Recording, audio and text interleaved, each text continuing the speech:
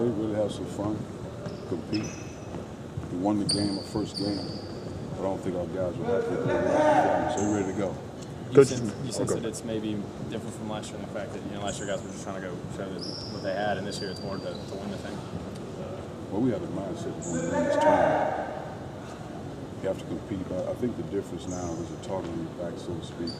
So there's a certain level of mental toughness you really have to have. We talk about it all the time, have a level of mental toughness. But that preparation has to be at a higher level. Expect the unexpected. You got to play as hard as you can play now. Anybody has to be ready to play at any time. Lineups could change just like last game. So you got to be ready. Coach, how will this trip be different than the Italy trip? Oh, this one for keeps now. These are ball games. You're in the trenches. I think in Italy, the competition at the level is in Puerto Rico, but you also get better as a team. Playing different lines, having somewhat fun out there, but you're competing. But this one here, you want to have fun, but the ultimate goal is to win games at a high level. Just one game. We got 4 days and 3 games. You have to be mentally focused. Not a lot of prep time, not a lot of practice time to go over the team's game plan. So you got to be locked in. And just really the things that we talked about up until this point in the practice situation, you got to be ready to play out of time. We don't have a lot of time to go over the team's game plan.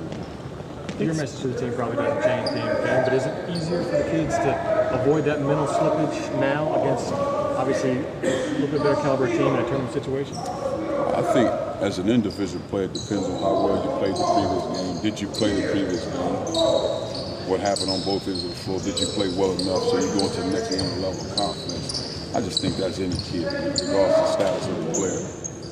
The first game, if you play well, you got a level of confidence going to the next game. That's when you see guys who kind of become stars in this type of setting. When those guys play at a high level and start reeling off consecutive games, that's when those guys develop a name for themselves. Coach, coming out of that first one, you look at the film, what are 2 or 3 things you circle? We're going to get better at this by Thursday.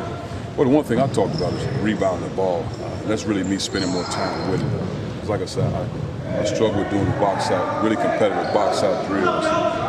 So it can get ugly, get physical, you get guys hurt. We had a slight incident the other day, but luckily it's fine. I just got to be able to put bodies on guys. Because we compete. Sometimes get a little crazy, but I think that's the biggest thing, boxing out. And then also start to finish. I talked about it before the game, finishing ball games. Doesn't matter who the opponent is, how we play.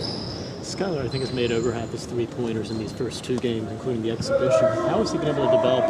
I know his shooting's always been a strength. It seems he's really improved lately. How's he been able to develop? Took a lot of shots spring, summertime, into the fall.